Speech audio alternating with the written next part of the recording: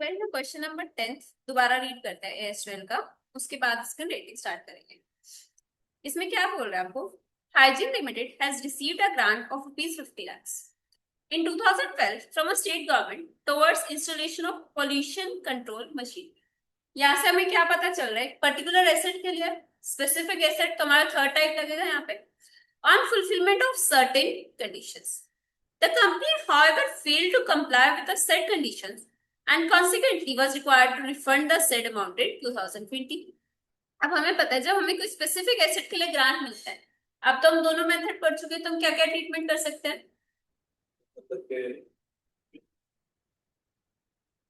पहला मेथड क्या होता है? एक तो मैम सेकंड में तो उसको डेफर्ड गवर्नमेंट में डालते हैं। हाँ, सेकंड में हम डेफर्ड गवर्नमेंट में डालते हैं, फर्स्ट में हम एसेट में से रिड्यूस करते हैं। अब इस केस में इन्हें रिफंड करना पड़ा। कंपनी ने क्या करा, उसको डेबिट कर दिया मशीनरी अकाउंट में। तो फर्स्ट मेथड के अकॉर्डिंग उन्होंने यूज करा है और ठीक भी करा है। On payment of the same it also rework the depreciation for the said machinery from date of its purchase. पिछले साल मतलब जिस दिन परचेज करा ना, वहां से उसने रिवर्क कर दिया। And passed necessary adjusting entry in year 20 to incorporate the retrospective impact of the same। हमें पता है हम depreciation को कैसे चेंज करते हैं? prospectively। State whether the treatment done by the company is correct or not। तो हमें पता है incorrect। ठीक है, इसको लिखते हैं। साक्षी आप भी दोबारा लिख लेना। Question number 10 first part. As per AS12, as per AS12, accounting for government grant, accounting for government grant, in case of refund of grant, in case of refund of grant receipt for a specific fixed asset,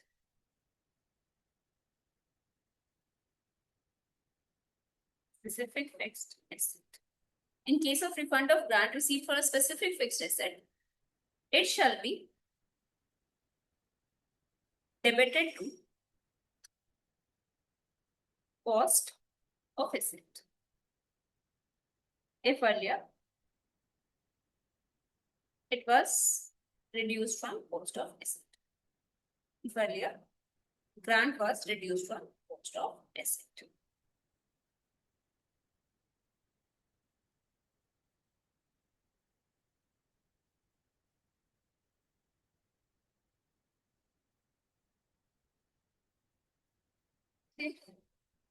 इसमें आगे हम बताएंगे depreciation after such refund shall be charged prospectively or revised book value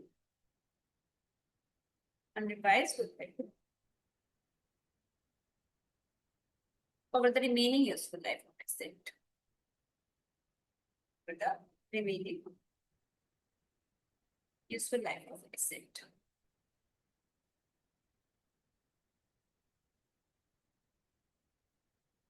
याद है provision से मजा आ गया?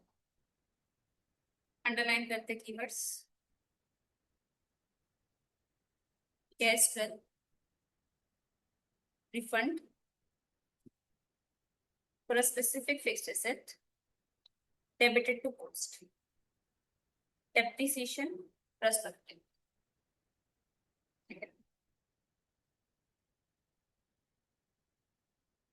In the given case,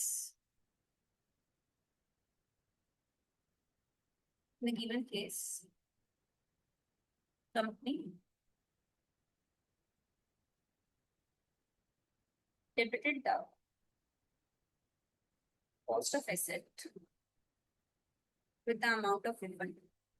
Debited the cost of asset with the amount of refund.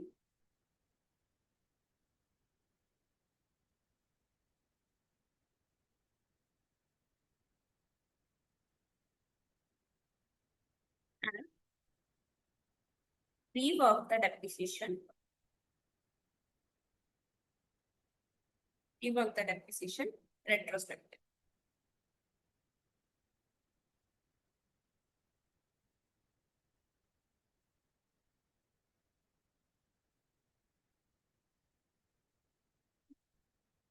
Even case में debited the post depreciation rent.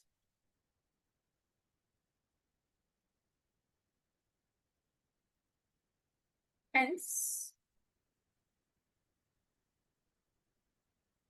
the treatment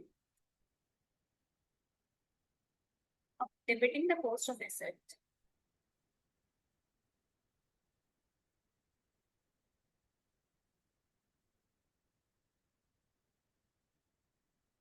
debit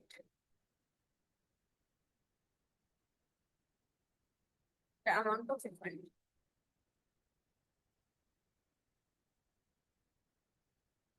Cost of asset is correct.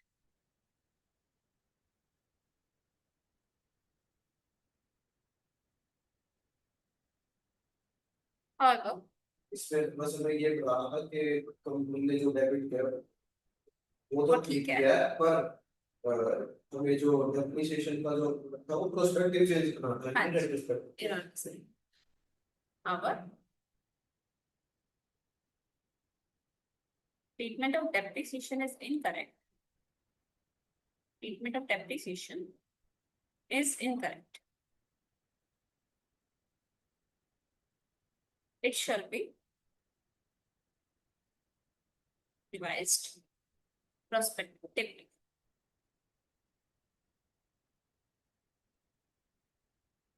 Debit the amount, correct. Depreciation, incorrect. Revised. ये है जो इसका maximum answer बनता है। मतलब अगर suppose ये क्वेश्चन 2 नंबर का है तो इतना लिखने की नीड नहीं है, फिर तो आप दोनों को मिक्स कर, मतलब प्रोविजन और कंक्लूजन मिक्स करके, ठीक है। हाँ, इतना अलग अलग करने की नीड नहीं। ये है कि 4 to 5 मार्क्स का आ रहा है तब इतना कंप्लीट करो इसको।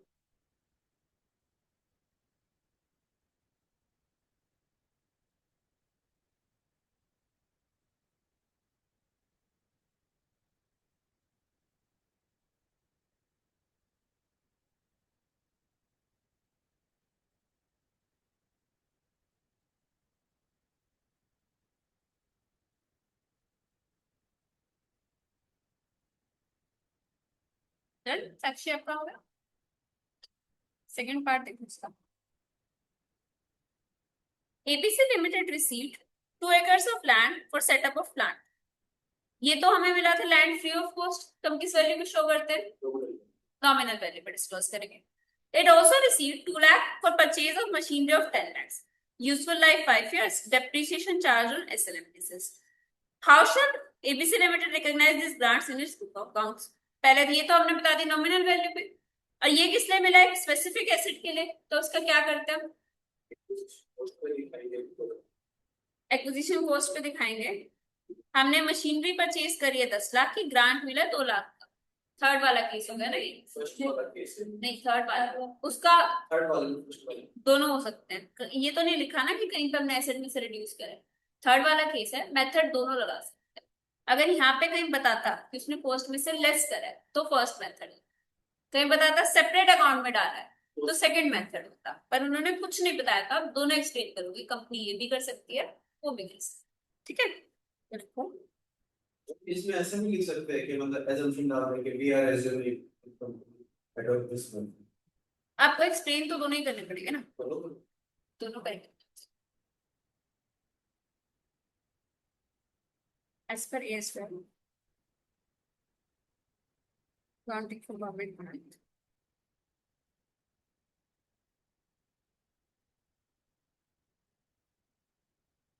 Accounting for government grant. In case of asset received free of cost, it shall be disclosed.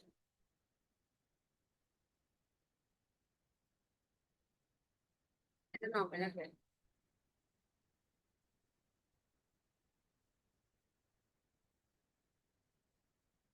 In case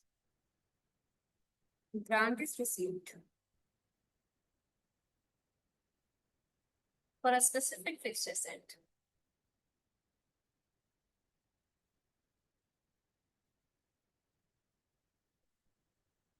it shall be either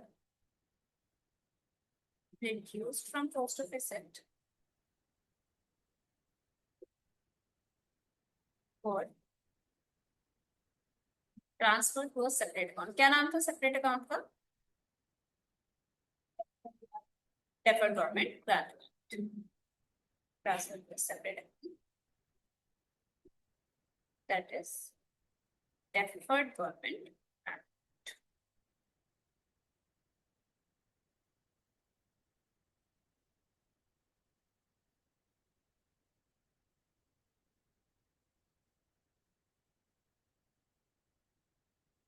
Yes, receive asset free of cost, nominal value. Grant for a specific fixed asset, either reduced from cost or transferred to deferred government grant account. Okay. In the given case,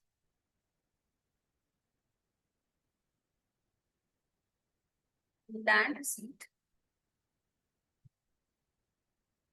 free of cost shall be shown its nominal value. Shown nominal.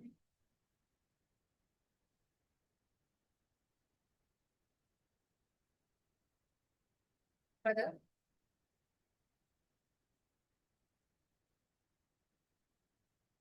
grant received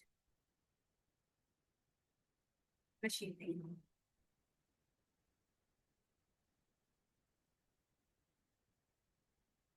can be either reduced from its cost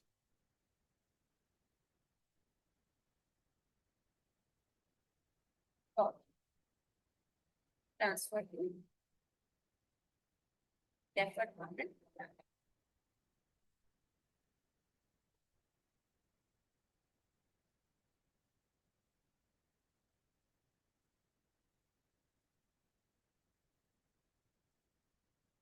Confusion ही नहीं है. हाँ, मैंने ना mix करके लिख दिया क्योंकि बहुत लंबा हो जाता नहीं तो.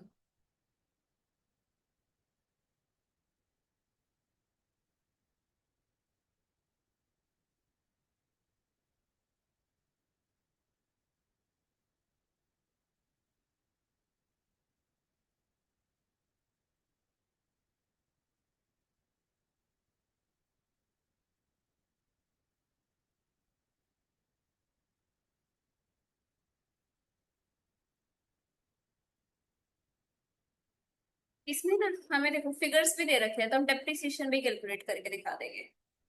ये तो हो गया एक जनरल ट्रीटमेंट. अब जो हमें यूजफुल लाइफ में बता रखे हैं तो हम डेप्रिसिएशन कैलकुलेट कर सकते हैं तो डेप्रिसिएशन भी कैलकुलेट कर देंगे. इसलिए मैंने फैक्टर कंक्लूजन मिक्स करा है कि क्वेश्चन बहुत ज्यादा लंबा ना हो. If grant is reduced cost of asset,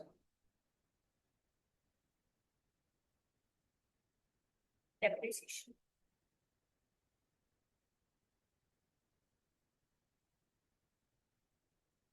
ऐसे कितने का था? 10 lakhs, grant 2 lakhs, service value कुछ नहीं है. 10 lakhs minus 2 lakhs by 5 years कितना आ गया?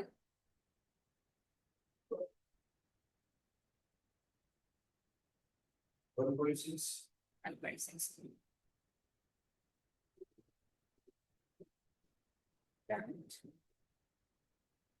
is transferred to separate account.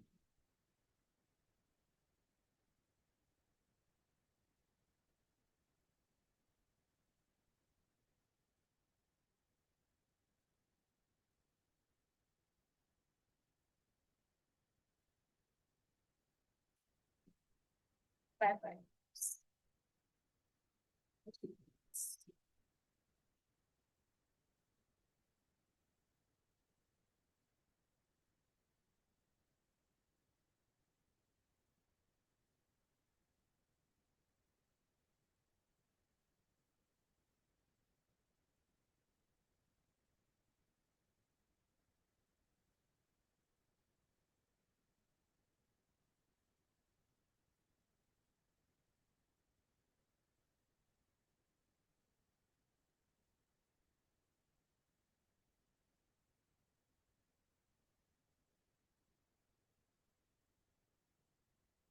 6 में अगर हम फर्स्ट मेथड अप्लाई करते हैं और इसके बाद सेकंड में देखो ग्रांट का कोई इफेक्ट नहीं, post divided by useful life direct. ठीक है, हमने पढ़ा था ना, चाहे हम रिफंड कर दे चाहे उसको रिसीव कर रहे हैं, हमारे डेप्रिसिएशन पे कोई इफेक्ट नहीं है, एसेट की वैल्यू पे। समझ आ गया कैसे अडेप्ट करना है? ठीक है, ये हमारा फाइनल कंक्लूजन। इसके अलावा कोई डाउट्स है? ठीक है, इसके ना क्वेश्चन ही करते हैं आगे। कल 12th तक हुए थे ना? ठीक है, 13th क्वेश्चन देखो, दोनों मेथड्स का मिक्स है। 13th question, A limited purchase a machinery for ₹40 lakhs। 40 lakhs क्या चीज है इसकी? Purchase cost, acquisition cost, useful life 4 years and residual value 8 lakhs। Government grant received is 16 lakhs, grant आपको मिला 16 lakhs का। Show the journal entry to be pass at the time of refund of grant in the 3rd year। हमें सिर्फ refund की entry करनी है। And the value of fixed assets if grant is credited to fixed asset account, if grant is credited to deferred grant। हमें दोनों cases देखने हैं। अगर सबसे पहले बताओ हमने फिक्स्ड एसेट में क्रेडिट करा होता तो आपका डेप्रिसिएशन पर एनम कैसे निकालते हैं? 40 में 8 में माइनस करेंगे और 16 में माइनस करेंगे फर्स्ट मेथड के थ्रू। बिल्कुल, और किससे डिवाइड कर दूं? 4 years। कितना डेप्रिसिएशन आ गया?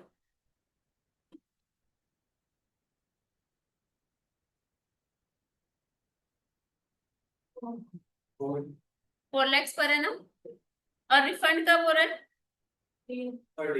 3rd year के बाद। तो कितना अभी तक डेप्रिसिएशन लग चुका होगा? 12 lakhs का। तो वैल्यू कितनी बच रही होगी?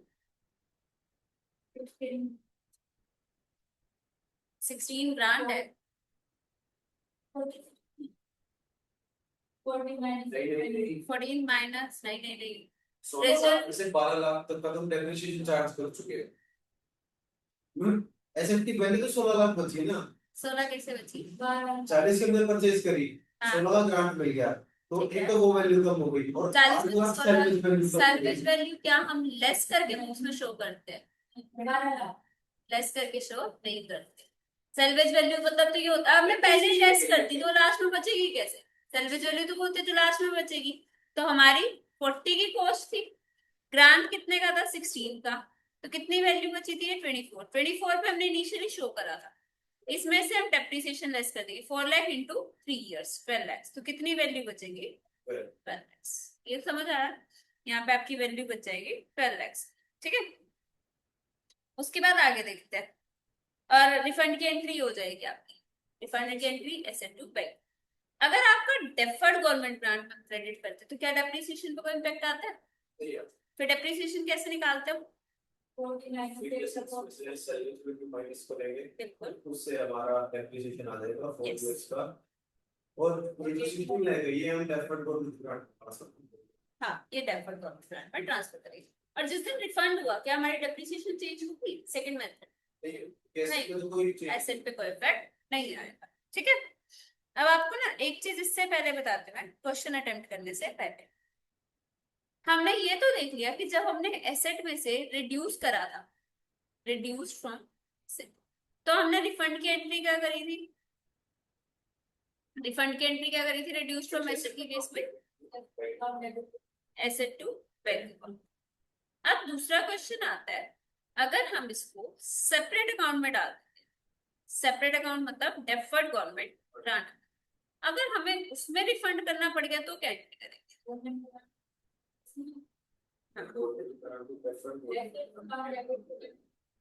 एसेट में से तो हमने लेस ही नहीं करा था, तो एसेट में तो ऐड नहीं करेंगे।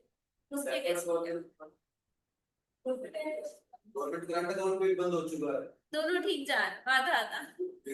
But deferred government grant to bank तो टू प्रॉफिट एंड लॉस का नहीं होगा। अब देखो इसमें ना हम एक एग्जांपल देखते हैं। एग्जांपल, कॉस्ट ऑफ एसेट आपकी है 50 lakhs। ठीक है, आपको ग्रांट रिसीव हुआ 20 lakhs और आपने इसको सेपरेट अकाउंट में ट्रांसफर कर दिया। हमारी यूजफुल लाइफ हम ले लेते हैं 10 years। यूजफुल लाइफ हो गई आपकी 10 years। अब रिफंड के टाइम पे डेप्रिसिएशन वगैरह पे तो कोई इम्पैक्ट नहीं आएगा, उसको साइड कर दो, हर साल 5 लाख का डेप्रिसिएशन लगेगा। हम हर साल इस ग्रांट को कितना पीएनएल में डाल रहे थे? 2 लाख 2 लाख। हम इसको बोलते हैं अमोर्टाइजेशन ऑफ ग्रांट। हम हर साल कितना अमोर्टाइज करते हैं, ठीक है, अमोर्टाइजेशन पर एनम 2 lakhs। अब एग्जांपल के लिए मेरा ग्रांट कितने साल बाद रिफंड हो रहा है? 4 साल बाद। तो 4 साल तक हम कितना ग्रांट पीएनएल में क्रेडिट कर चुके थे? 8 लाख, बिल्कुल। इफ रिफंड आफ्टर 4 years, तो हमारा ग्रांट अमोर्टाइज्ड कितना हो जाएगा? 8 लाख। कैसे निकाला? 4 years से और इंटू 2 lakhs, ये आ गया 8 lakhs। बैलेंस कितना बच रहा था हमारा? 12 लाख, बिल्कुल। बैलेंस इसका था 20 lakhs। 20 लाख में से 8 लाख हम कह रहे हैं अमोर्टाइज कर दिए, तो हमारा बैलेंस इन डेफर्ड गवर्नमेंट ग्रांट हो गया ₹12 lakhs। यहाँ तक कोई डाउट है एग्जाम्पल में? अब यहाँ से मेन चीज आती है, इफ अमाउंट ऑफ रिफंड। हम अलग अलग केसेस लेंगे कि रिफंड कितना मांग।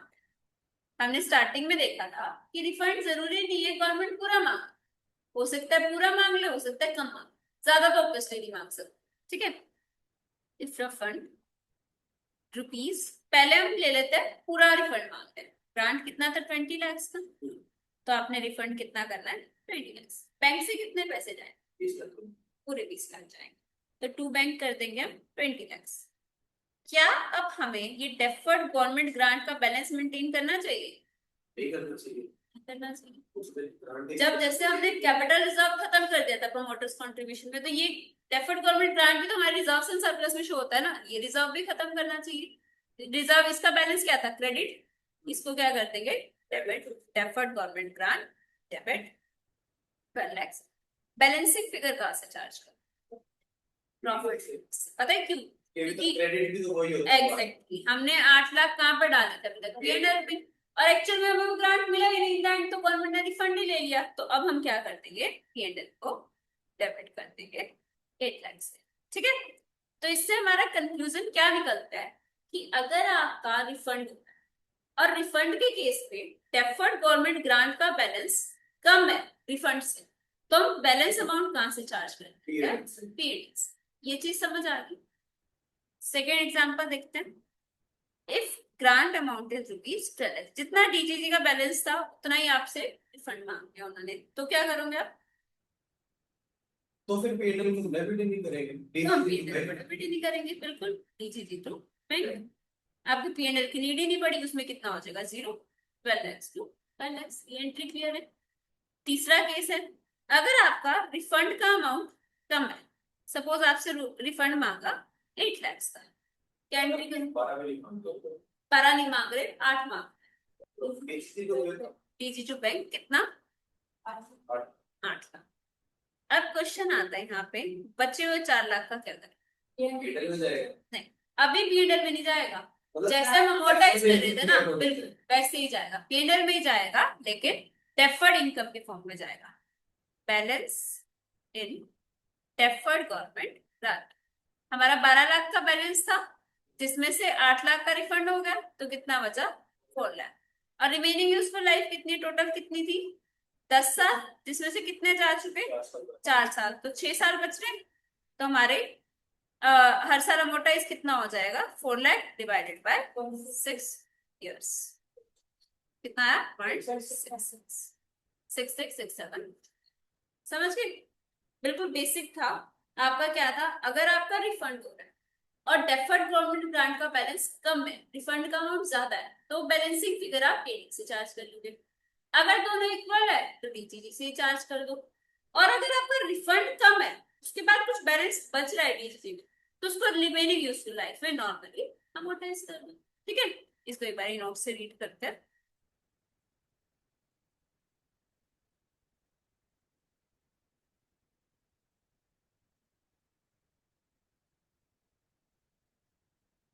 ये वाला टॉपिक देखो, refund of grant. If refund amount is less than equal to, unamortized deferred credit, unamortized deferred credit मतलब जैसे हमारा ये 12 लाख ज्यादा, और रिफंड अमाउंट हमारा एग्जांपल 8 लाख होता है या फिर 12 लाख होता है, इक्वल है या कम है। It will be applied against such unamortized deferred credit balance (DGG) to bank account. Any balance remaining in deferred grant account, जैसे हमारा 4 लाख बचा था, after refund will be amortized over remaining useful life of asset, जैसे 6 lakh 6 years बची थी हमारी life. समझ आ गई? If refund amount is more than an amortized deferred credit, refund amount हमारा 20 लाख था और ये हमारा 12 लाख, और we have no deferred credit exist, example 10 साल बीत चुके थे, उसके बाद गवर्नमेंट रिफंड मांगोगे, ये भी तो हो सकता है ना कंडीशन, एंड में कोई डिफॉल्ट कर दिया, the deficit amount is charge to profit and loss statement, deferred government grant account debit, statement of P&L debit to bank. अरे क्वेश्चन आ रहा है, मतलब अभी हमने एग्जांपल लिया कि एंड में हम बोले कि हमने डिफॉल्ट करा, वो 20 का 20 मांग रहे हैं वापस, तो उस 20 लाख को अपने उसी साल का एक्सपेंस मान लेंगे। हाँ, पूरा उस साल के पीरियड में से हम रेट्रोस्पेक्टिव चेंज करेंगे। नहीं, मैं मतलब ये चाह रहा हूँ कि जो हमारा लॉस है उसको भी हम टाइम के साथ मतलब कम करते चलेंगे, उसी साल का मतलब आप लॉस को भी डेफर करते हैं? हाँ। नहीं, ऐसा नहीं करते, उसी साल में चार्ज आपको, उसी साल के P&L साल में, क्योंकि पता है क्या होता है, अब एसेट की लाइफ तो आप अपने अकॉर्डिंग चूज कर, ये तो हम कंपनी से एक्ट के अकॉर्डिंग बना रहे हैं, और आपको पता है कि मैनेजमेंट डिसाइड कर देगी इसको लाइफ। आप अगर गवर्नमेंट ऐसा बोलते कि लाइफ ऑफ एसेट कंप्लीट हो गया तो हम रिफंड नहीं मांग सकते, तो कंपनी क्या करेगी, 2 साल लाइफ, 20 साल की जगह 2 साल, फटाफट उसको राइट ऑफ कर देगी। तो हमारा इससे कोई फर्क नहीं पड़ता कि यूजफुल लाइफ कितनी, अगर आपने कंडीशन कंप्लाई नहीं करी तो गवर्नमेंट रिफंड, ठीक है। तो अगर हमारा डेफर्ड ग्रांट का बैलेंस नहीं है या कम है तो बैलेंसिंग फिगर उसी साल के पीरियड से चार्ज। डन। अब क्वेश्चन करते हैं, ये वाला क्वेश्चन नंबर 13 ना। अच्छा, हाँ, अब इस केस में देखो हमारा ग्रांट कितने का था, 16 lakhs का, और गवर्नमेंट क्या मांग रही है, रिफंड मांग रही है पूरा का पूरा, तो हम कहां से चार्ज करेंगे, डेफर्ड गवर्नमेंट ग्रांट से। डेफर्ड गवर्नमेंट ग्रांट का बैलेंस कितना बच रहा होगा, हमें मिले थे 16 लाख, कितने साल के लिए, 4 साल, तो हर साल हम कितना राइट ऑफ कर रहे थे, 4 लाख, और रिफंड कितने टाइम बाद हो रहा है, थर्ड ईयर, तो कितना बैलेंस बच रहा था, 4 into 3 12 जा चुका था, 4 बच रहा था, तो 4 का हम डेफर्ड गवर्नमेंट ग्रांट से चार्ज कर देंगे और बचा हुआ P&L से। इन्होंने बिगिनिंग ऑफ थर्ड ईयर मान रखा है, हम एंड ऑफ थर्ड ईयर लेके चल रहे हैं, कोई फर्क नहीं, ठीक है। In the third year and value of fixed asset is, हाँ यहाँ पे ना कहीं मेंशन नहीं है कि थर्ड ईयर की बिगनिंग है या स्टार्टिंग है, ये स्टार्टिंग वाली assumption लेके चल रहे हैं हम एंड वाले के अकॉर्डिंग, ठीक है। क्वेश्चन समझ आ गया, नोट करते हैं इसको, क्वेश्चन नंबर 13, अच्छा क्वेश्चन है ये। पहला केस बनाओ,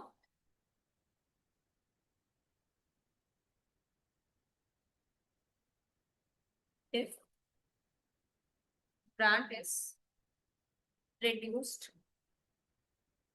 if grant is reduced from, test देना है, टेस्ट आपका कल नहीं ड्यू था, कल था ना, अभी मैंने इसका प्रिंट तो नहीं निकलवाया,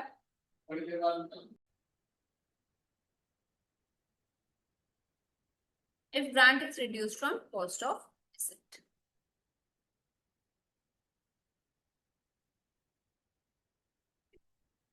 रिफंड की एंट्री क्या बनती है, कॉस्ट ऑफ एसेट में से रिड्यूस करा था तो fixed asset account debit to bank, entry कर दो,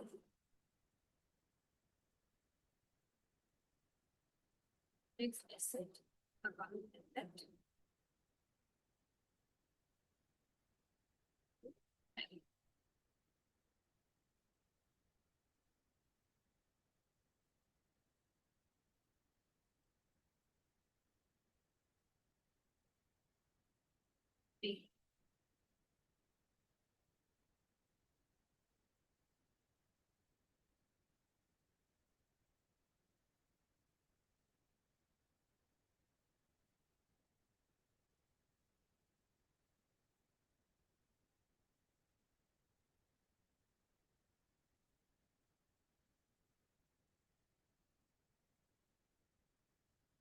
यहाँ पे हम लिखते हैं calculation value of fixed asset, calculation value of fixed asset after refund. जो भी चीज कैलकुलेट कर रहे हो उसकी हेडिंग बना दिया।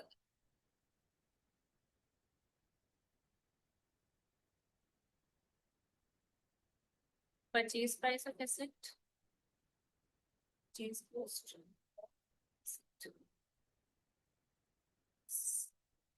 कितने में आपने परचेज करा था? 40 lakhs।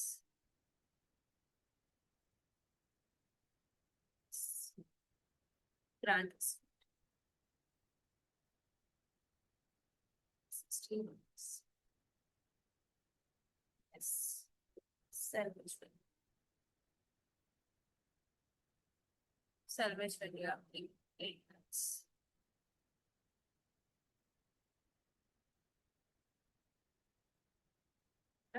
डेप्रिशिएबल, हाँ,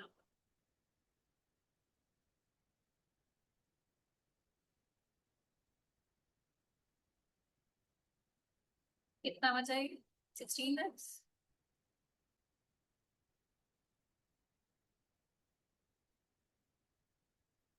Therefore, depreciation per annum,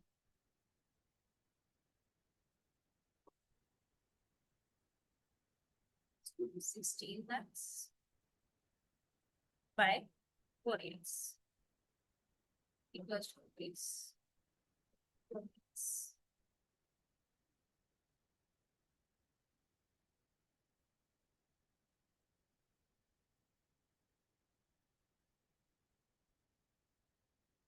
This is the pay notes to the these factors.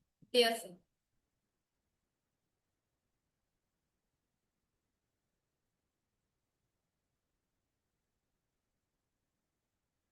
Therefore, depreciation per annum 4 lakhs। WDV of asset, WDV of asset after refund,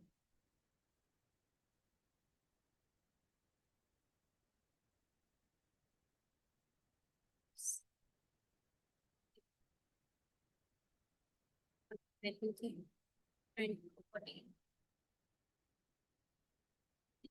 minus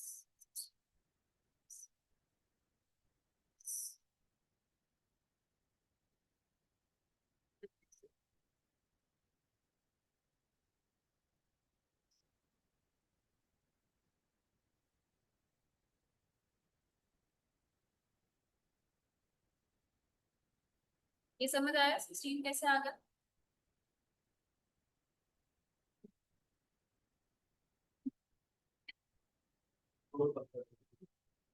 पहले तो 3 का ले ले रहा था स्टार्टिंग। हाँ वो सब कर लिया तो बिफोर के अकॉर्डिंग,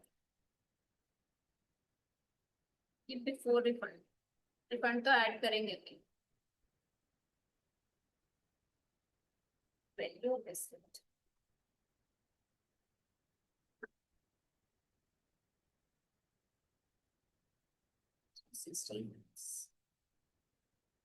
प्लस 16 रिफंड भी ऐड कर दिया, वैल्यू हो गई आपकी 30।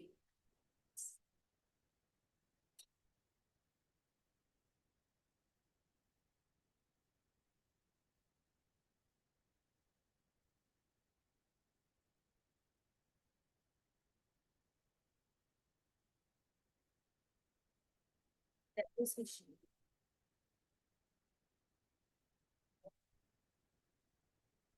remaining 2 years,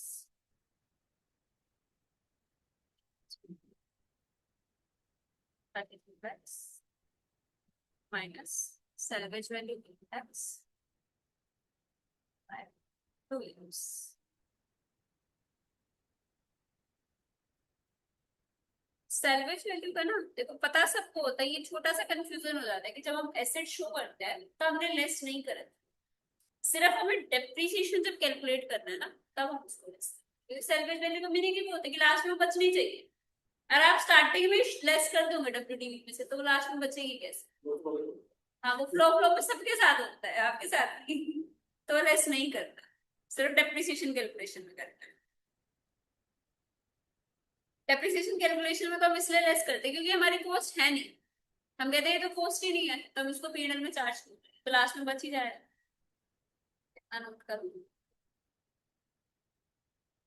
ये तो सिर्फ हम डेफिनेशन निकालने के लिए बस। हाँ बिल्कुल, क्योंकि हम कह रहे हैं कि हमारी कॉस्ट ही नहीं है इतनी, 8 लाख तो लास्ट में बचना ही है। और डेप्रिसिएशन हम चार्ज क्यों करते हैं, पीएनएल में कॉस्ट चार्ज करते हैं।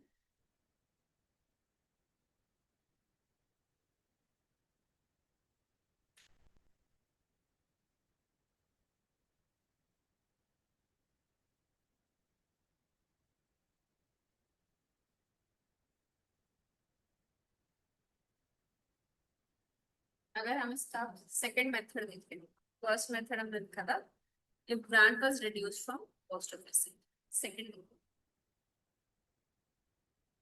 if grant is transferred to deferred government grant, if grant is transferred to deferred grant,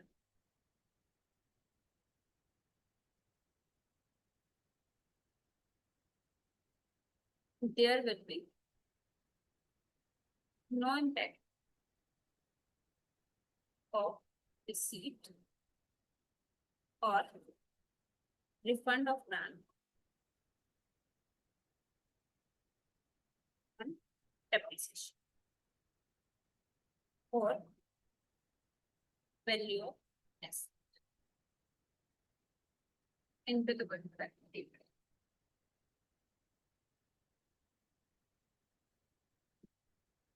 Deferred government grant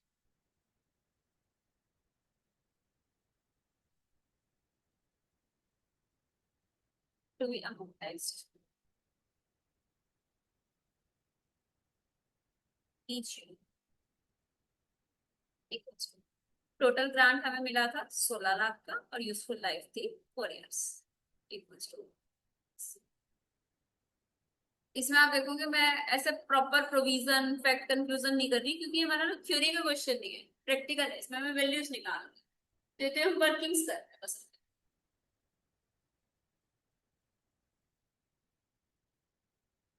balance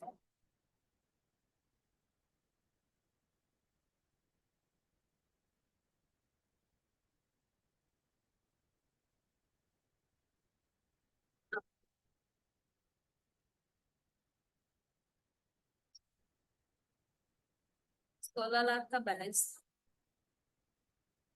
minus 4 lakhs into 2 years, एक question please endings.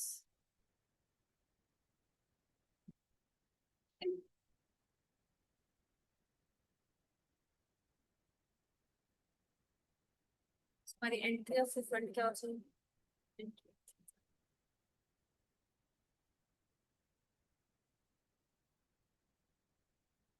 Deferred government grant में हमारे balance बच रहा है 8 लाख,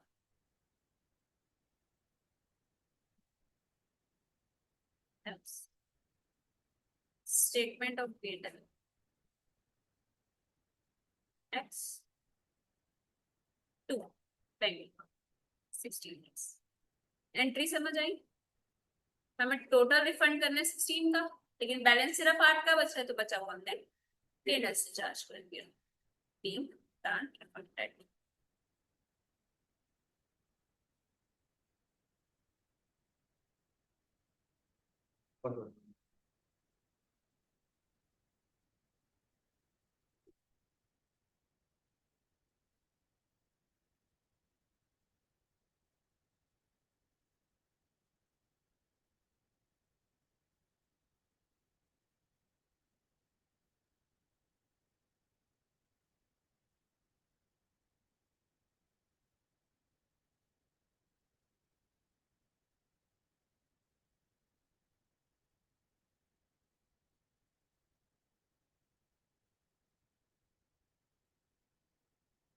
इसमें हम नीचे डेप्रिसिएशन कैलकुलेट करके दिखाएंगे और वैल्यू ऑफ एसेट दिखाएंगे और लिख देंगे कि कोई इफेक्ट नहीं आएगा refund. Depreciation per annum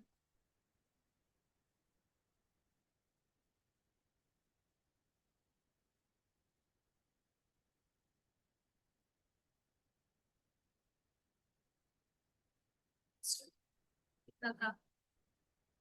post थी 40 lakhs, ग्रांट था 16 lakhs, हम लेस नहीं करेंगे, सैलवेज वैल्यू लेस करेंगे 8 lakhs divided by useful life 4 years। तो कितना आ गया आपका depreciation per annum? 32 divided by 4, 8 lakhs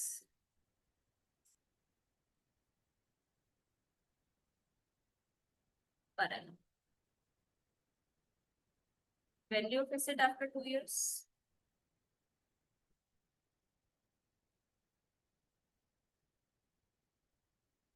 Value of asset before refund?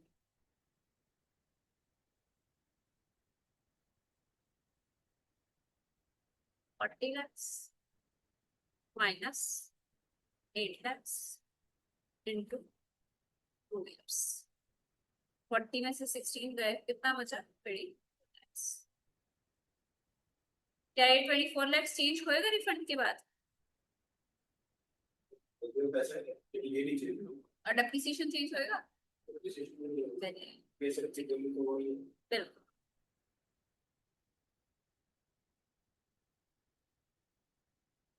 Value fixed asset and depreciation will remain unchanged in this case।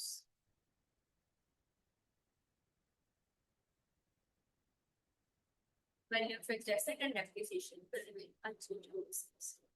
तो फिर test में test आप लोगों को चेक कर रही हूँ। कल दीपांशी आपका सिटी का फोन बट कल ही ले साथ में ही सबको बोलते ना कल ही लेते मेरे।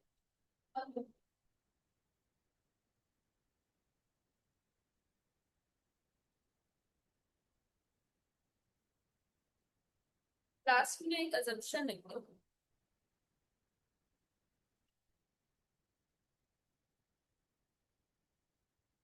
We have assumed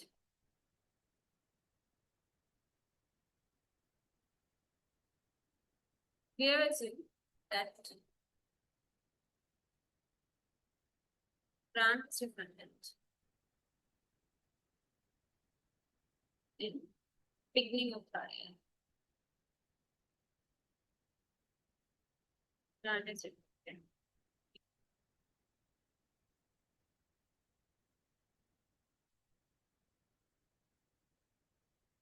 जहाँ पे सिर्फ एक सिचुएशन हो ना वहाँ पे सिचुएशन डाल दिया तो आपके लिए safer side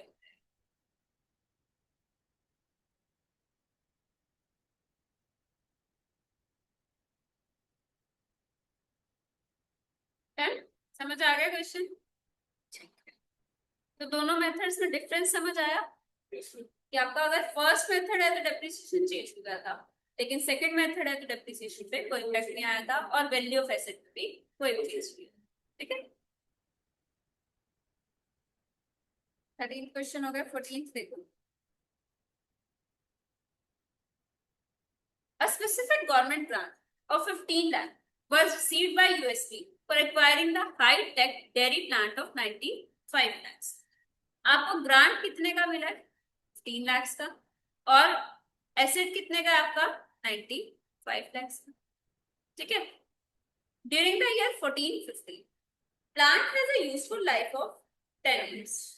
The grant received was credited to deferred income in the balance sheet। कौन सा मेथड फॉलो कर रहे हो? सेकेंड वाला, deferred income वाला। During 1780, due to non-compliance of condition laid down for the grant, the company had to refund the whole grant to the government। Balance in deferred income on that day was 10.5 lakhs। इन्होंने balance खुद ही निकाल के दे दिया कि उस दिन कितना बचा था? 10.5। और रिफंड हमें कितना करना पड़ा? पूरा। कितना ग्रांट था? 15 का। और हमें बैलेंस कितना बच रहा है? तो बैलेंसिंग फिगर कहाँ से चार्ज करेंगे? गेनर से। कितना? 4.5। 15 में से 10.5 गए 4.5। And return down value of plant was 66.5 lakh. Plant की वैल्यू उस दिन की बता दी 66.5 लाख। आपको दो केसेस देके पूछा है। पहला बोला what shall be the treatment of refund of the grant and the effect on cost of plant and the amount of depreciation to be charge during 17-18 theatre account. आपसे पूछा ट्रीटमेंट ऑफ रिफंड। एक तो ना question के requirement हमेशा आराम से फटी होती है, ऐसा नहीं कि जल्दी जल्दी में एक दो चीज भूल ही जाओ कि ये भी पूछा था। ट्रीटमेंट ऑफ रिफंड पूछा, effect on cost of plant पूछा, अमाउंट ऑफ डेप्रिसिएशन पूछा, तो वे चार्ज ड्यूरिंग 17-18 थिएटर अकाउंट। मतलब तीन चीज बतानी है आप। पहले तो बताओ रिफंड का क्या करेंगे इस केस में। डेबिट होगा, P&L डेबिट होगा, बिल्कुल क्योंकि सारा का सारा वापस आएगा टू बैंक। जनरल एंट्री होगी और हम बताएंगे कि रिफंड हमारा फर्स्ट भी कहाँ से चार्ज करते हैं, डेफर्ड गवर्नमेंट ग्रांट से, और अगर इनसफिशिएंट बैलेंस है तो कहाँ से चार्ज करते हैं, पेड से। प्रोविजन लिख देंगे, एक्सप्लेन कर देंगे। क्या आपके प्लांट की कॉस्ट में कोई इफेक्ट आएगा? नहीं आएगा। क्यों नहीं आएगा? क्योंकि सेकंड मेथड ऑफ कर रहे हैं तो उसके अंदर मतलब हम सेपरेट अकाउंट के ओपन करते हैं, तो ऐसे में तो माइनस ही नहीं करते। सेकंड मेथड है कॉस्ट में से लेस ही नहीं करेगा तो अब चैट भी नहीं करना, कोई इफेक्ट नहीं। क्या डेप्रिसिएशन में कोई इफेक्ट आएगा? नहीं आएगा। डेप्रिसिएशन आप कितना लगा रहे होंगे अब तक? 85 की वैल्यू है 10 लाख 9.5 9.5 और वही सेम रहेगा रिफंड के बाद। ट्राई करोगे इसको घर पे लिखने का, कैसे होगा? ठीक है, सेकंड पार्ट पढ़ो इसका। What shall be the treatment of refund. Again आपसे रिफंड का ट्रीटमेंट पूछा है। If grant was deducted from cost of plant, अगर डिडक्ट हुआ होता तो हम क्या उसमें से मतलब एक कॉस्ट से डिडक्ट हुआ। पहले फर्स्ट मेथड में क्या करेंगे? Fixed asset account to bank account. Asset की वैल्यू इंक्रीज कर देंगे। वैल्यू बच कितनी रही थी? 66.5। उसमें कितना ऐड कर देंगे? 15 लाख। तो कितनी वैल्यू आ जाएगी? 81.5 in 2014 assuming plant account showed the balance of 56 lakh। अच्छा यहाँ पे ये 66.5 नहीं, यहाँ तो 56 बच रही है क्योंकि डेप्रिसिएशन भी चेंज हो गया था, तो 56 बच रही है। You are required to explain in line with the provisions of ES 12। हम 56 लाख में ग्रांट ऐड कर देंगे और remaining useful life, remaining useful life कितनी है? मतलब 3 साल बच के 7 इयर्स 7 इयर्स उसको चार्ज कर देंगे ये चीज। ठीक है, ये 7 इयर्स की लाइफ बच रही है और इसको हम चार्ज करते हैं। तो ये क्वेश्चन आपको बुक में करना है। क्वेश्चन नंबर 15 देखो, एग्जाम का question.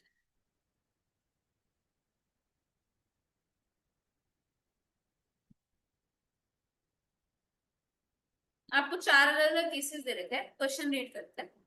On 1st April 2021, Eleanor Limited purchased a manufacturing plant for 60 lakhs, which has an estimated useful life of 10 years with salvage value of 10 lakhs. On purchase of plant, a grant of 20 lakh was received from the government. You are required to calculate the amount of depreciation। हमें amount of depreciation निकालना है बस, अलग अलग case.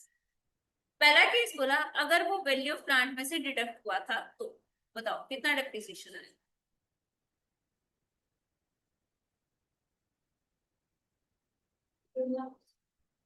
कैसे?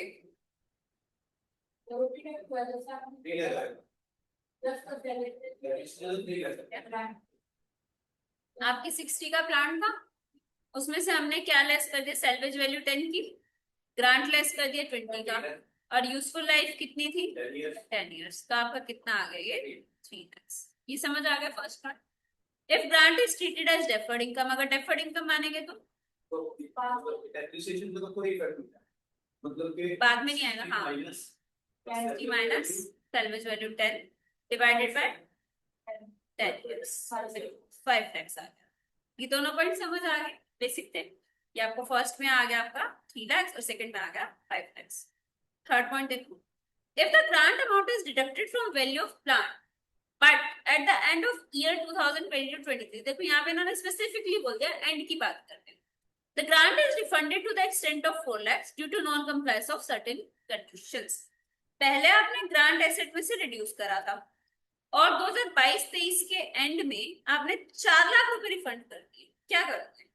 ये तो case थोड़ा सा कि हम 3 लाख तक डेप्रिसिएशन बंदे लेस करते हैं, लेकिन फर्स्ट केस के अकॉर्डिंग तो हमने ग्रांट भी लेस किया था ठीक है, और सर्विस वैल्यू भी हो गई थी, तो 60 की है ना मशीन हमारी, 60 लाख की 60 लाख की है, और तो फर्स्ट अप्रैल 21 को परचेज करी थी, तो एंड में है, एंड में तो कितने 30 साल लाख हो हो गए, गए 30 लाख हो गए कैसे? डेप्रिसिएशन, 30 लाख हो गए 10 इयर्स का। दीदी आप 3 लाख तो एक साल का लगा रहे थे, हाँ, कितने साल जा चुके? 2 साल। 2021 में परचेज करा, 2021-22 पहला साल और 2022-23 दूसरा साल, तो 2 साल का डेप्रिसिएशन जा चुका था। कितना लग चुका था? एक साल का 3 लाख था, तो 2 साल का 6 लाख। 6 लाख डेप्रिसिएशन लग चुका था, 60 लाख में से 6 लाख जा चुका था, कितना बच रहा था? 54 लाख। 54 लाख में रिफंड कितना हो रहा है आपका? 4 lakhs 4 लाख का, कितनी वैल्यू बच गई? 58 और वो कितना यूजफुल लाइफ कितनी बचेगी उसके बाद? years 8 years. डेप्रिसिएशन निकालो। 7.25 देखो अब इसमें एक बार रीड करते हैं। If the grant amount is deducted from value of grant but at the end of 22-23 grant is refunded to the extent of 4 lakh, then amount of depreciation will be 3 lakh per annum. अभी इस case को समझना है, 3 लाख किस basis पे बोल रहा है। हमने बोला, आपने जो निकाला है, आप कह रहे हो 60 लाख की इसकी वैल्यू थी मशीन की, और अभी तक डेप्रिसिएशन कितना लग चुका था? 6 लाख का। वैल्यू कितनी बची थी? 54 लाख। रिमेनिंग यूजफुल लाइफ कितनी? 2 साल तो 8 years कुछ 8 इयर्स। अच्छा इसमें ग्रांट ऐड भी कर दो, कितने का? रिफंड 4 लाख का, तो ये वैल्यू कितनी होगी? 58 लाख। 58 डिवाइड बाय 8 कितना बताया आपने? 58 डिवाइड बाय 8 इयर्स। ठीक है, अब ये कह रहे हैं हमसे डेप्रिसिएशन पूछा कब का है? 2022-23 का। 2022-23 का डेप्रिसिएशन पूछा है और 2022-23 की एंड में रिफंड हुआ है, तो वहां तक तो एसेट यूज हो चुका था ना। तो इसमें उन्होंने ना दोनों अल्टरनेटिव कि हमने डेप्रिसिएशन रिफंड के बाद चार्ज करा तो क्या करेंगे, मतलब रिफंड ऐड करने के बाद, और रिफंड से पहले कर दिया तो सेम वही 3 लाख लग रहा होगा, आगे के साल के लिए चेंज हो जाता ना। इस पॉइंट को समझिए ना, बहुत बेसिक सा कंफ्यूजन है, कोई बहुत बड़ा पॉइंट है नहीं है। इसमें क्या बोला, यहाँ पे आपने एसेट परचेज करा 1 अप्रैल 21, यहां तक आपका ईयर एंड हुआ 31 मार्च 22, फिर आपका दूसरा साल 31 मार्च 23। इस ईयर एंड की बात कर रहे हैं 23 वाले की। यहाँ पे आप 3 लाख का डेप्रिसिएशन लगा रहे हो, इस साल का वो डेप्रिसिएशन पूछ रहे हैं, रिफंड कब हुआ है? एंड में। 22-23 का मतलब सेकंड, हाँ तो वो, ये हर दो केस हो गए हमारे पे, लेकिन 3 लाख भी लगेगा 23 हाँ एक तो वही एजम्पशन ले रहे हैं कि ये 3 लाख ही लगेगा और आगे के लिए डेप्रिसिएशन चेंज कर दे, और एक वो ये एजम्पशन ले रहे हैं कि रिफंड पहले कर दिया हमने उसके बाद डेप्रिसिएशन कैलकुलेट कर रहे हैं। 3 लाख की जगह पहले रिफंड मान लो फिर डेप्रिसिएशन, क्योंकि रिफंड भी एंड में हो रहा है डेप्रिसिएशन भी एंड में हो गया। तो वो कह रहे हैं कि अगर हम पहले डेप्रिसिएशन कैलकुलेट करें तो डेप्रिसिएशन कितना लगेगा? 3 लाख ही लगेगा। ठीक है, 6 लाख मैंने की जैसे आपने निकाला था। It is assume that the depreciation for year has been charged on book value of plant before making adjustment for grant के adjustment से पहले। Alternatively, if it is calculated otherwise, then depreciation will be charged after making adjustment for plant. In this case, depreciation will be कैसे निकाला? 60 lakhs की आपकी post फी, 10 lakhs का क्या था आपका? सैलवेज वैल्यू 10 थी, ठीक है, और 20 का क्या था? ग्रांट। कितनी वैल्यू बची थी? 30। उसमें से आप कितना डेप्रिसिएशन एक साल का चार्ज करा था आपने, तो कितना लेस कर दिया? 27। रिफंड कितना हुआ? 4 लाख। वैल्यू कितनी होगी? 31। और लाइफ कितनी बच रही है? 9 years। Yes, 31 divided by. First वाली एजम्पशन इजी है लेकिन लॉजिकल सेकंड वाली है। रीजन भी फिर आपने रिफंड का करा ही क्या? नहीं, तो अगर आपने फर्स्ट वाली लिख दी तो आपने रिफंड का तो कोई ट्रीटमेंट दिखाया ही नहीं। तो हमारे लिए लॉजिकल कौन सी है? सेकंड वाली। हम ये मानेंगे सेकंड में कि हमारा कॉस्ट ऑफ एसेट था 60 लाख। इसको ना लिख लो, अपनी नोटबुक में लिखो। क्वेश्चन नंबर कौन सा है? 15। क्वेश्चन नंबर 15 का थर्ड पार्ट कर रहे हैं बस. Cost of asset rupees in lakhs 60 less salvage value. Salvage value 10 lakhs less grant received. Grant का रिसीव हुआ हमें 20 lakhs. तो हमारा ये वैल्यू कितनी आ गई 30 lakhs less depreciation charged into. एक ही साल का हमने माना अभी तक लगाया 3 लाख. ये बचगी 27 lakh at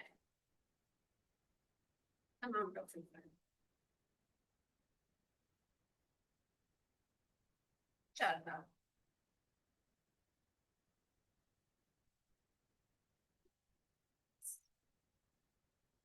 Priced when you accept after refund.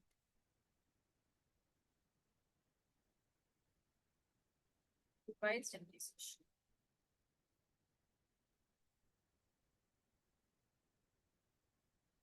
$31 lakhs divided by 9 years.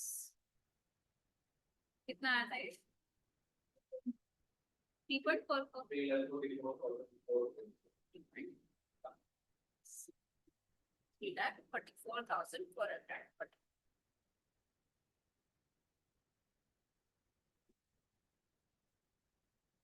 इसमें एक नोट डाल दो. We have assumed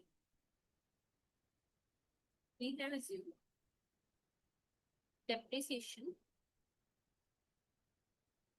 is charged after passing entry of refund. refund होने के बाद में करिए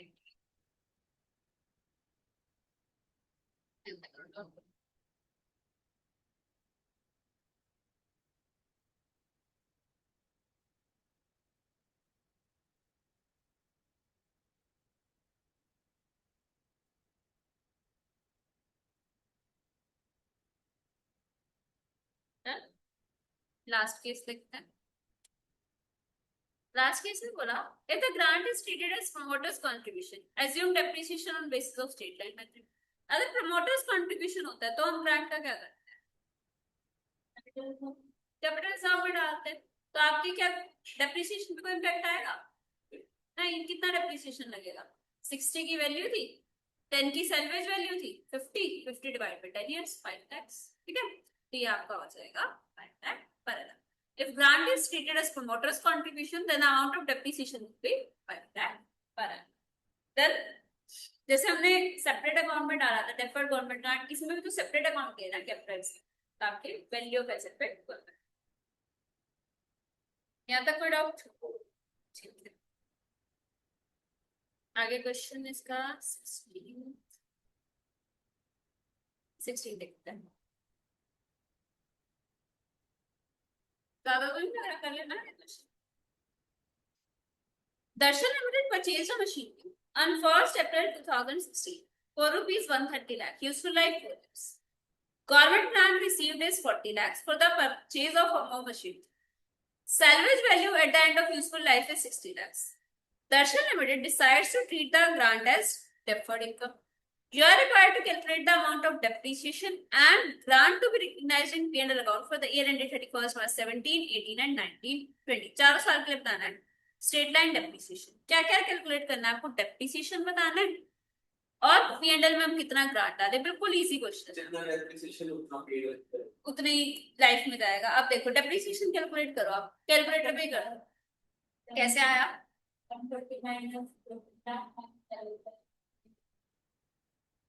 ये तो गलती कर दी. इसमें ग्रांट तो माइनस ही नहीं करना. ग्रांट माइनस नहीं करना ना, जल्दबाजी कोई नहीं करना. Grant is treated as a separate income. तो कितने आप डेप्रिसिएशन आएगा?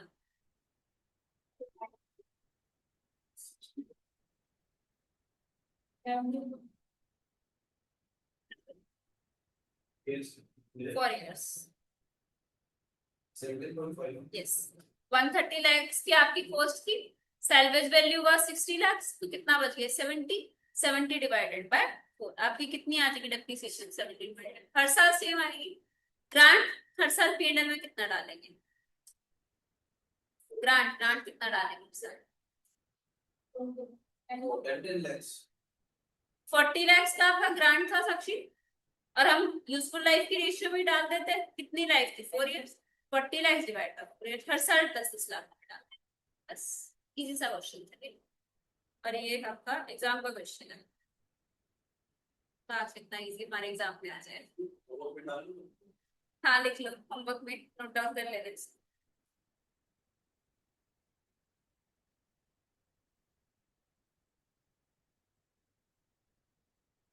क्वेश्चन नंबर 17, लास्ट क्वेश्चन करते हैं आज के। हाँ 17 करते हैं।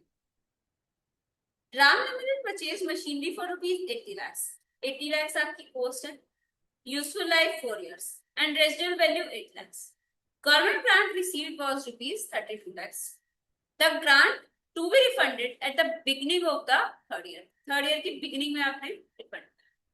Show the journal entry to be passed at the time of refund of grant and value of fixed asset in the third year and the amount of depreciation for remaining 2 years if grant had been credited to deferred grant. Value निकालो, refund के time सबसे पहले तो मेरे को ये journal entry बताओ क्या है। उस दिन का हमें टीजीजी का बैलेंस निकालना पड़ेगा, कैलकुलेट करो कितना आएगा।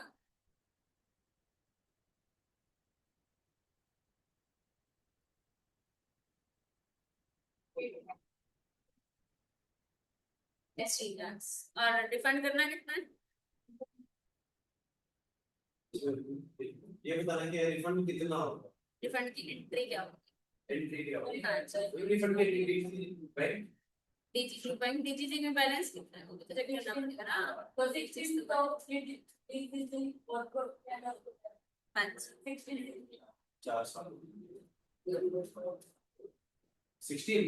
हाँ जी, हर साल हमारा 32 lakhs का ग्रांट था, 4 years में 4 years में हम उसको राइट ऑफ करेंगे, मतलब 8 lakhs 2 साल जा चुके, 16 तो बचा कितना 16, तो 16 का डीजीजी से 16 का पीएनएल से। अभी एक बार यहाँ तक नोट डाउन करते हैं, क्वेश्चन नंबर 17 लिखो। इसमें मैंने वो नहीं बताया ना इसलिए कि मतलब ज्यादा मांग रहे हुए आपको, ये मैंने बताया था ना, जहाँ पे रिफंड का अमाउंट ना बताएगा हम सारा रिफंड मांग लेते हैं। तो 32 का 32 वापस कर, हाँ 32 का 32 करना है, तभी तो कहा कि डीजीजी से 16 और पीएनएल से। अच्छा कुछ ना बताया हो तो 16 पूरा का पूरा 32 मांगते हैं। अब लिखो journal entry for refund.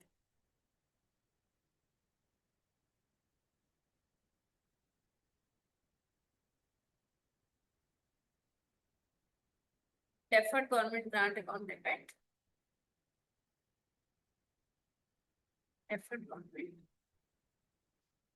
grant account debit, statement of bill and debit,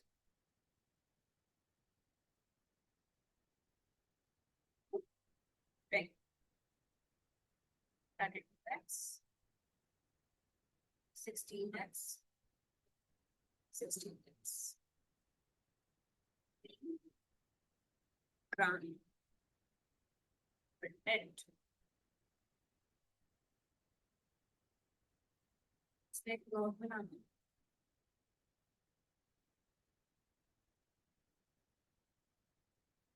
balance deferred government grant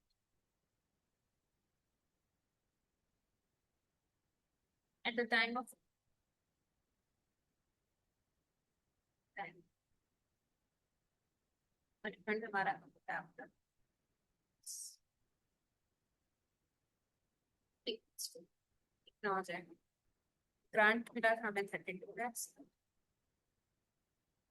हर साल हम राइट ऑफ कर रहे थे 4 years में और 2 साल जा चुके, इस फर्स्ट रुपीज 60 lakhs।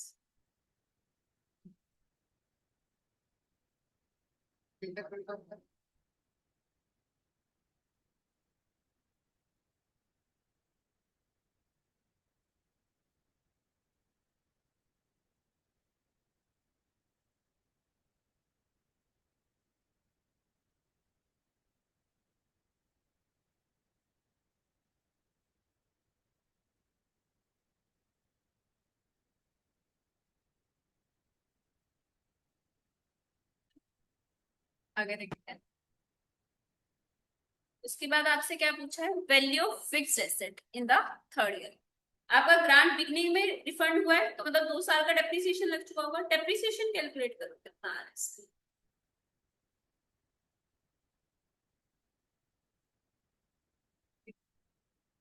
कैसे निकालें? हाँ, 80 लाख की कॉस्ट थी, सैलरीज वैल्यूज लेस करेंगे, ग्रांट लेस नहीं करेंगे क्योंकि सेकंड मंथ है। 72 डिवाइडेड बाय, तो आपकी हर साल डेप्रिसिएशन आ रही है 18 की। 2 साल का कितना होगा? 36।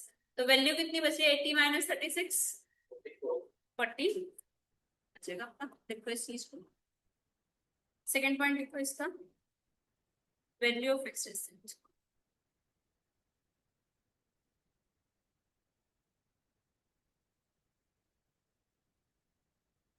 Cost of asset at the time.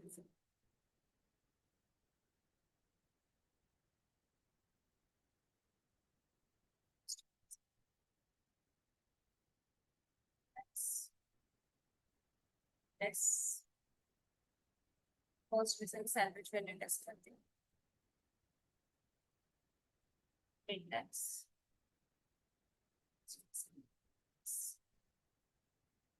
Divided by,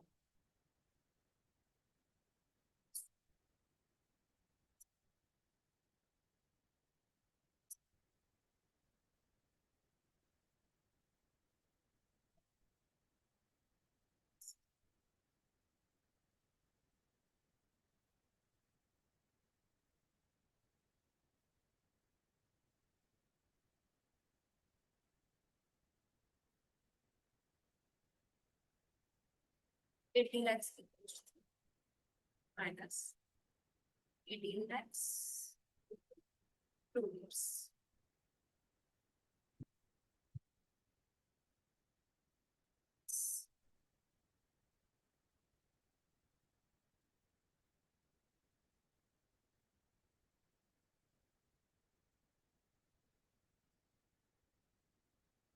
third point में आपसे क्या पूछा,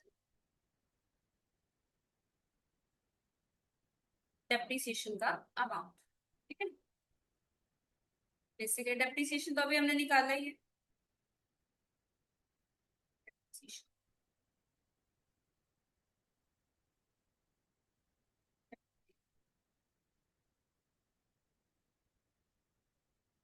unchanged capex।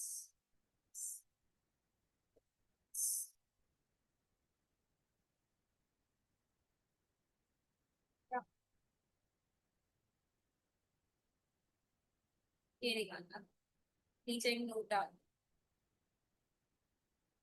Value of asset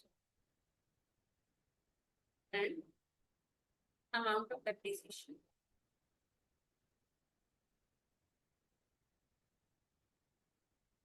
not be affected, not be due to refund as done is transferred, therefore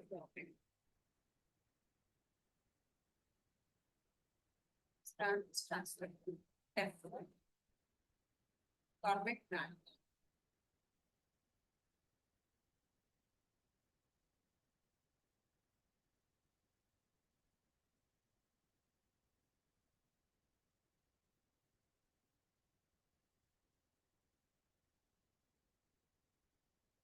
समझ आ गया ये क्वेश्चन?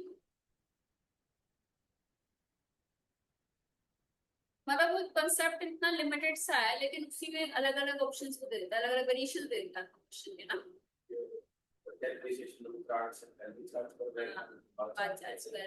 वैल्यू ऑफ एसेट निकालना है, किसी डेप्रिसिएशन निकालना है, और अच्छा सो घुमा फिरा के पूरा कंसेप्ट समझ आ रहा